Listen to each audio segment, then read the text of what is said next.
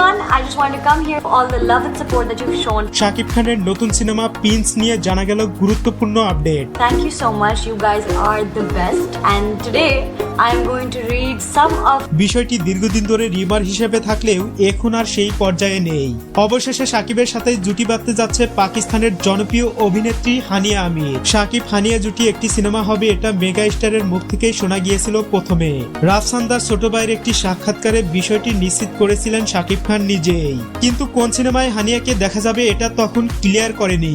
আসলে শাকিব খান কখনোই নিজ থেকে বাড়তি কিছু বলে না, তিনি সব সময় তার কাজের মাধ্যমে জবাব দেয়। এছাড়া হানিয়ার সাথে শাকিব খানের সিনেমার কথা হয়েছে বিগত 6 মাস আগে। এরপরেই তিনি বাংলাদেশে আসেন এবং একটি অনুষ্ঠানে শাহরুখ খানের সাথে তুলনা করে শাকিব খানকে উচ্চ মর্যাদায় রাখে। বিষয়টি তখনই অনেকটা ক্লিয়ার হয়ে যায়, ফিউচারে তাকে শাকিবের সাথে দেখা যাবে। ফাইনালি প্রিন্সের 3 জন নায়িকাকে দেখা যাবে, এর ভিতরে হানিয়া আমির অন্যতম।